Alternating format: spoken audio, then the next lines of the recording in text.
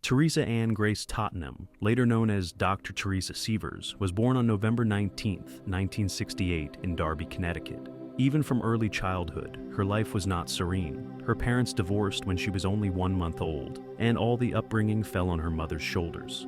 Despite the absence of a father in the girl's life, she grew up purposeful and cheerful, with pronounced independence. Teresa showed an early interest in medicine. While her peers dreamed of professions that came to mind spontaneously, her decision was firm and deliberate. Already in the 6th grade, she knew that she wanted to become a doctor.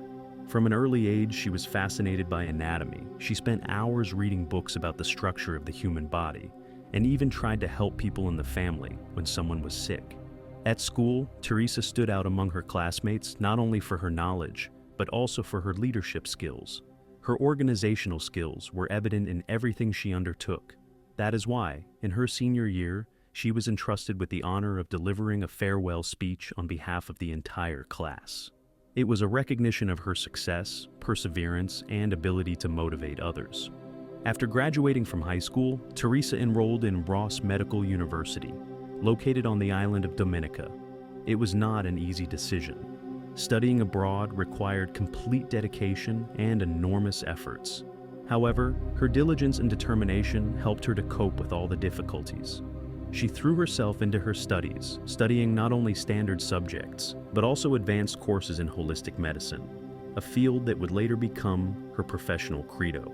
After graduation, she continued her education at the University of Fairfield, and then completed her residency at the University of Florida.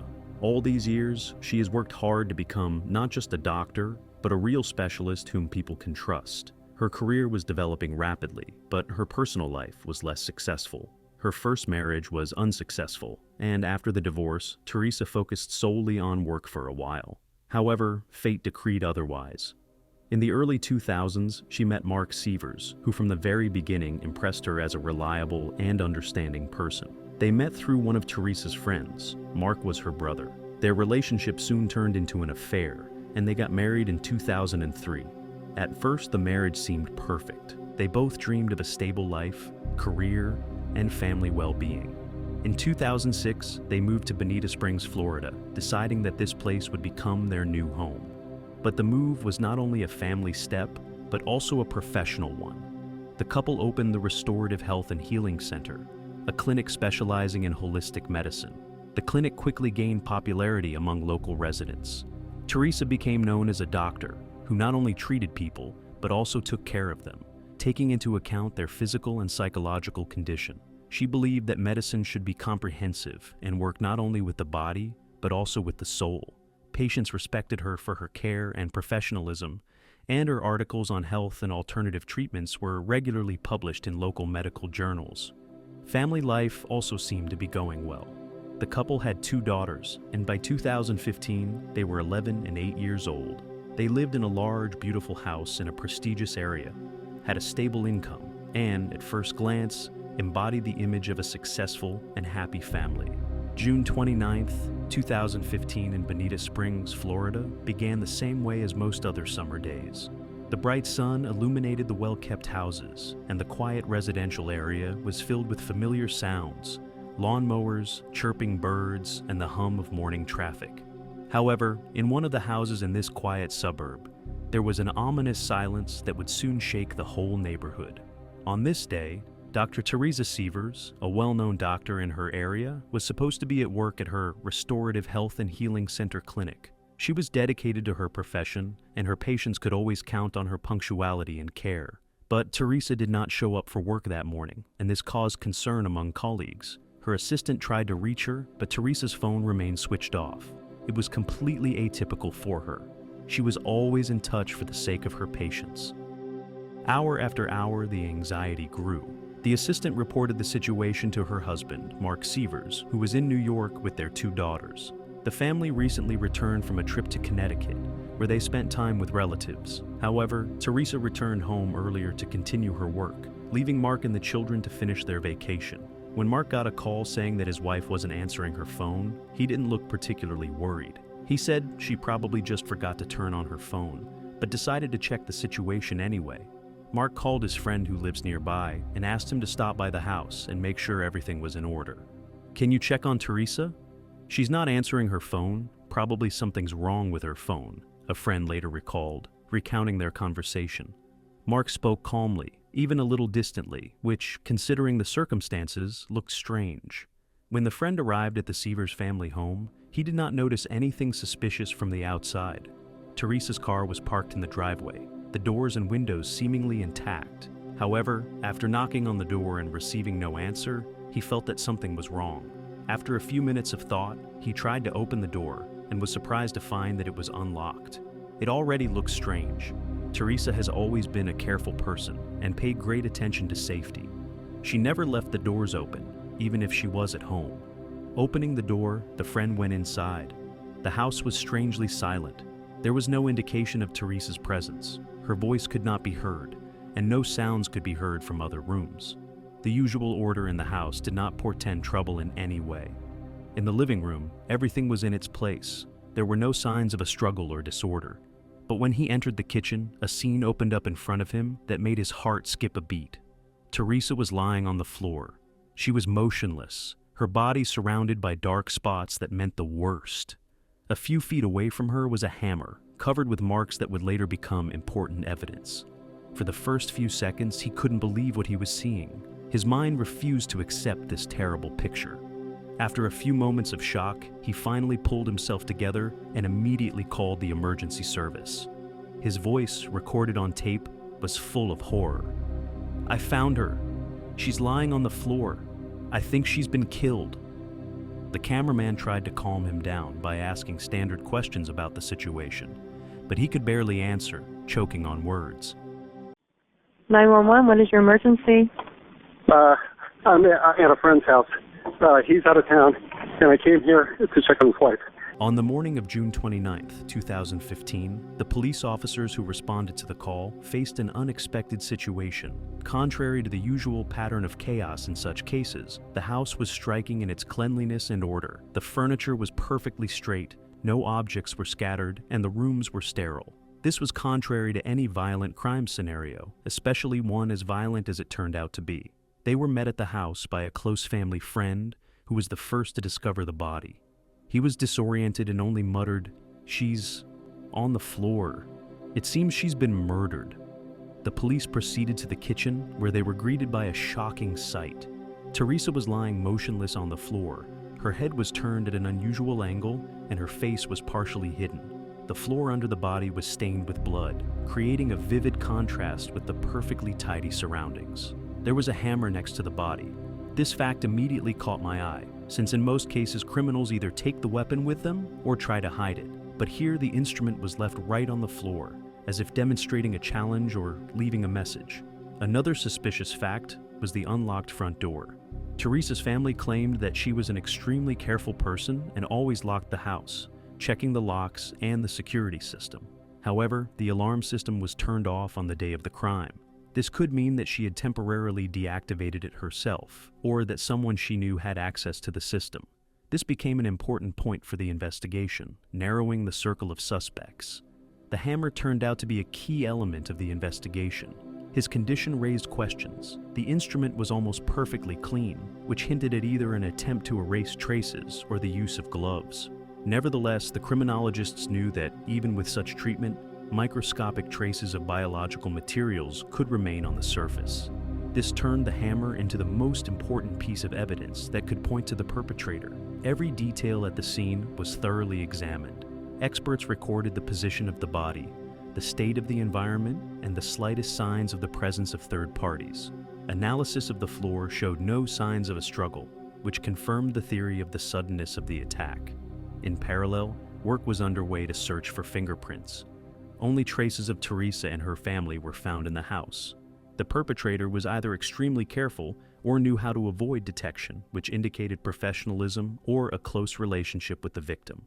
Based on the data collected, the police concluded that the murder was planned. Cleaning the house and the absence of chaos eliminated the possibility of an accidental attack or robbery. Most likely, the victim was caught off guard, leaving her no chance to resist. The medical examiners determined the time of death. Late evening on June 28th, when Teresa returned from the airport, surveillance footage confirmed that she left the airport building around 9 p.m. This allowed us to determine approximately the moment when the criminal could have entered the house. One of the first oddities that the investigators noticed was the disabled alarm system. Teresa was known for her caution and strictly monitored the safety of the house, which eliminated the possibility of accidental disconnection. The security system data showed that the alarm was deactivated a few hours before her death, just before Teresa returned home. This indicated that the perpetrator was either waiting for her inside or had entered the house shortly after her arrival. To clarify the details, the police turned to the surveillance cameras in the area. On one of the recordings from a gas station nearby, two men were recorded refueling a rented car. The detective's attention was drawn to the fact that the car was rented in another state, Missouri, while the crime occurred in Florida. Detectives tracked the route of the car using a GPS navigator. The route showed a trip from Missouri to Florida with stops at gas stations and shops. At one of the stops at Walmart, cameras captured the same men buying suspicious items: black towels, trash bags, and tools. These purchases looked like preparation for something deliberate. The key tip for the police was information from a woman close to one of the men, Jimmy Ray Rogers. She said that Rogers had mentioned a job in another state for which he was supposed to be paid. This statement prompted the investigation to question Rogers. Under pressure from numerous pieces of evidence, including camera footage, GPS data, and witness testimony, he admitted that he was in Florida on the night of the murder, but denied any involvement. However, this version began to crumble. Police soon found out that the second man in the recordings was Curtis Wainwright Jr., a friend of Mark Severs, Teresa's husband. This discovery turned the course of the investigation upside down. Why would a family friend travel to Florida to end up in the house where the murder took place? Wright and Severs had a long-term friendship that began in childhood. They kept in regular contact, and Mark even attended Wright's wedding, which took place a few days before the crime. When the police asked for Mark's mobile phone, he voluntarily handed it over. However, he later declined further cooperation. Detectives managed to recover the deleted messages. There were no direct indications of a crime, but correspondence with Wright in the days leading up to the murder looked suspicious. From that moment on, the detectives knew in which direction the investigation should move. The police understood that Mark would never voluntarily admit his guilt, and therefore decided to act through his partner. When Curtis Wainwright Jr. was shown all the evidence gathered against them during the interrogation, he immediately agreed to a deal with the investigation. In exchange for a reduced sentence, he described in detail how Mark Severs organized the murder of his wife, as well as what prompted him to commit this inhuman betrayal. It turned out that Mark was afraid of a divorce from Teresa, and that she would take the children away. In addition, he planned to receive a large sum of insurance policies for her life. This amount exceeded $4.4 million. He also said that Mark had provided all the information needed to implement the plan: Teresa's schedule, the alarm code, and key details about the house.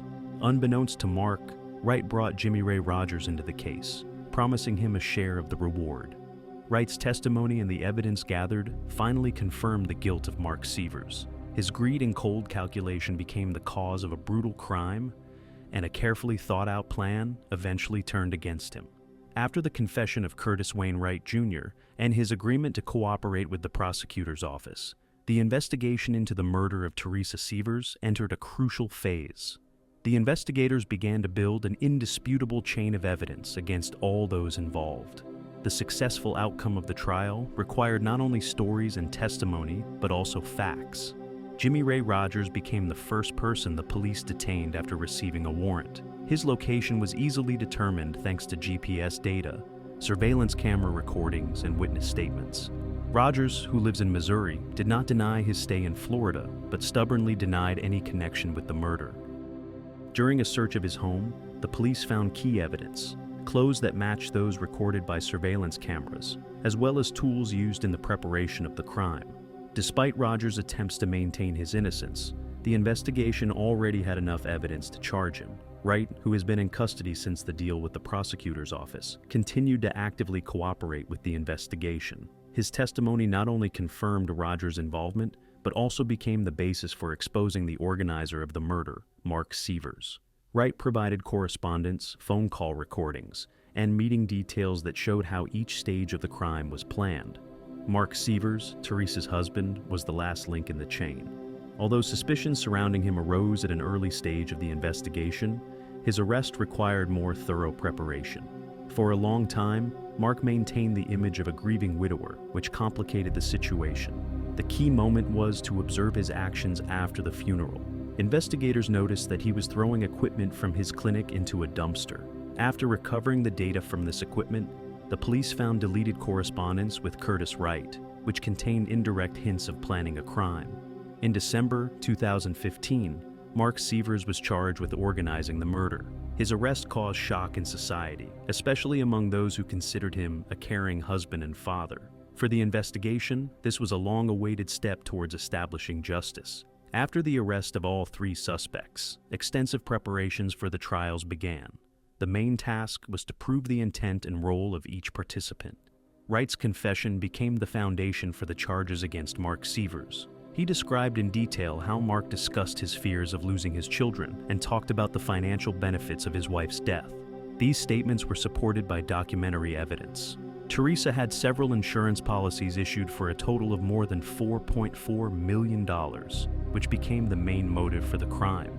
In addition, GPS recordings and surveillance data irrefutably proved the movements of Wright and Rogers in Florida on the day of the murder.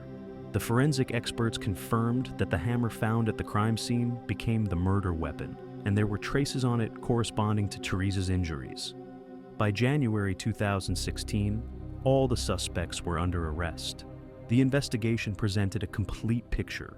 Mark Severs was the organizer, Curtis Wayne Wright Jr. was the coordinator, and Jimmy Ray Rogers was the direct executor.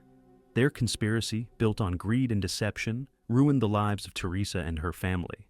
However, there were long trials ahead, during which the investigation had to prove the guilt of each of the accused before the court and society. Interrogations, analysis of evidence, and grave details of the crime, all this should have led to fair punishment for the perpetrators. The murder trials of Teresa Sievers have become one of the most high-profile in the history of Lee County, shocking the public with the brutality of the crime and its high-profile nature. The involvement of the victim's husband in organizing the murder attracted national attention. Each stage of the hearings revealed new details of the tragedy, adding details to the already grim story. The main task of the prosecution was not only to prove the guilt of all the defendants in the case, but also to convince the jury of their deliberate intentions. Curtis Wayne Wright Jr., a childhood friend of Mark Severs, was the first to stand trial. His lawyers struck a deal with the prosecutor's office that allowed him to avoid the death penalty in exchange for a full confession of guilt and cooperation. In 2016, Wright pleaded guilty to second-degree murder. At the trial, Wright testified in detail, telling how Mark Severs shared with him his fears of losing his children and the possibility of receiving large sums from his wife's insurance policies. He stated, "Mark said it was the only way out." Wright also explained how he brought Jimmy Ray Rogers into the crime by promising him a portion of the reward. He described all the stages of preparation, including the purchase of tools and a trip to Florida. These statements became the central evidence against all the accused. Wright was sentenced to 25 years in prison. Although many consider this time to be insufficient, the prosecutor's office emphasized that without his confessions, it would have been much more difficult to convict the other participants. The hearings in the case of Jimmy Ray Rogers, who was charged with first-degree murder, became the next stage. His defense argued that he did not play a key role in the crime, but the prosecutor's office, based on Wright's testimony and evidence, proved the opposite. GPS data, surveillance footage, evidence of purchases of suspicious items, and an examination of the hammer that became the murder weapon strongly linked Rogers to the crime. Experts confirmed that traces of Rogers' DNA were found on the hammer, as well as the victim's. Rogers continued to deny his guilt, claiming that his role was insignificant, but the jury found him guilty. On October 23, 2019, he was convicted of second-degree murder and trespassing. He was sentenced to life imprisonment without the right to parole. I did, Jimmy Rogers. The final stage of the trials was the culmination of the whole story. Mark Severs, accused of being the mastermind of the murder, denied his guilt, but the evidence and testimony were against him. The prosecution presented financial documents showing large insurance policies for Teresa's life, which could have brought Mark more than $4.4 million. Wright's testimony revealed details of the planning of the crime, and recovered correspondence and data from discarded computers strengthened the prosecution's position. Wife. He spent much of the prior 3 years in jail, still denying he... In court, Mark remained calm and claimed that all the charges were fabricated. His defense tried to discredit Wright by claiming that he had made the deal to save himself. However, the evidence, including evidence of an attempt to destroy evidence, turned out to be too weighty. On December 4th, 2019, the jury found Mark Severs guilty of first-degree murder. After much discussion, they unanimously recommended the death penalty. On each count. On the first count, first-degree murder, it's the order of the court that you be sentenced to death, sir. On January 3rd, 2020, Judge Bruce Kyle approved the verdict, calling the crime cold-blooded and carefully planned. Thus, Mark Severs was sentenced to death. After the verdicts were handed down, all 3 defendants went to prison. Curtis Wayne Wright Jr. is serving his 25-year sentence in Missouri. Jimmy Ray Rogers is in prison in Florida, where he is serving a life sentence. And Mark Severs is being held on death row at Union Correctional Institution. In 2022, the Florida Supreme Court rejected Mark Severs' appeal, upholding the verdict. This decision was the final confirmation of the fairness of the verdicts, ending a long and high-profile story. The story of Teresa Sievers' murder has become a grim reminder of how greed, betrayal, and manipulation can destroy even the closest human ties. What began as an ideal family life ended in a tragedy that shocked the entire community. This story has revealed how a carefully planned crime based on trust and love can turn into a disaster. At the center of everything was Mark Severs, a man who was supposed to be the backbone of his family, but instead became its destroyer. His fears, greed, and inability to cope with life's difficulties led to irreversible consequences. Instead of looking for a solution to his problems, he chose the path of deception and violence, involving an old friend and an unknown performer in his plans. This tragedy not only destroyed one family, but also left a deep mark on society. She recalled that behind every crime, there are people whose actions have consequences not only for their loved ones, but also for the entire community around them.